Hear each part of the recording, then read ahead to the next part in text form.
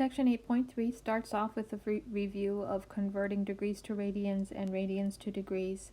The conversion factor is pi over 180 degrees or 180 degrees over pi. So convert 60 degrees to radians will be 60 degrees times pi over 180.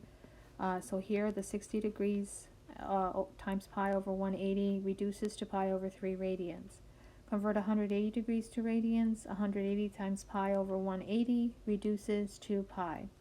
Convert pi over 18 to degrees. Pi over 18 uses the conversion factor 180 over pi. The pi's cancel. You divide 180 by 18 and you get 10 degrees. Convert 13 degrees to radians. In this particular problem, they want you to use an integer or a decimal. So you still use the same conversion factor, pi divided by 180. But when you divide this out on your calculator, 13 times pi equals divided by 180 will come out to 0.23 radians. This particular section is now looking at everything in terms of radians. We still have our quadrants 1, 2, 3, and 4. Quadrant 1, 2, 3, and 4. We have 0 radians, pi over 2, pi, 3 pi over 2, and all the way around is 2 pi. Our reference angles are still in the same point with respect to the x-axis. In quadrant 1, the positive angle is the reference angle. In quadrant 2, the positive angle is equal to, instead of 180 minus the reference, it's pi minus the reference. Quadrant 3 now is going to be pi plus the reference angle, and quadrant 4 is going to be 2 pi minus the reference angle. So I'm using the same exact formulas as before, but instead of 180 and 360, I'm inserting pi and 2 pi. For this problem, they want you to find theta, but notice the condition. The condition is between 0 and 2 pi instead of 0 and 360. So this means your calculator must be in radian mode. So before you do any calculations, change your calculator to radian mode. If you have a regular calculator, a small TI, you'll notice on the display it says degrees, radians, or gradians. The button is the mode button. You just need to press that until you see RAD for radian mode. They give you sine theta is equal to 0.3009.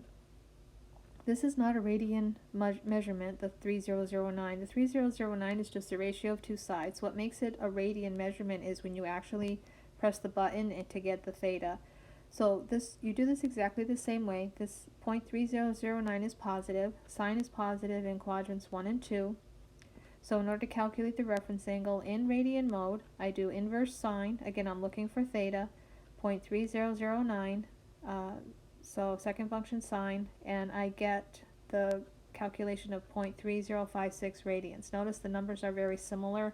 That has nothing to do with anything. It's just the way that it comes out. So it's really important you know that you have theta right here, and this is a radian measurement. So quadrant 1, the reference angle is the answer. So one answer is 0.3056. Quadrant 2 angle, for quadrant 2, here's quadrant 2 here, I need to take pi minus the reference angle, so 3.14 minus 0.3056 gives me 2.836 for my second answer. Another example, again I'm between 0 and 2 pi, so I'm in radian mode. Tangent of theta is equal to a negative 0.4615. So tangent is negative in quadrants 2 and 4. So to calculate the reference angle, I want to do inverse tangent of the positive 0.4615. This will give me a quadrant 1 angle, which is what I need for reference. So my reference angle comes out to 0.4324 radians. So in order to get over to quadrant 2 and quadrant 4, quadrant 2 angle is pi minus the reference angle, so pi minus 0.4324 is 2.709, and quadrant 4 is 2 pi minus the reference angle, so it's 2 pi minus 0.4324, which is 5.851.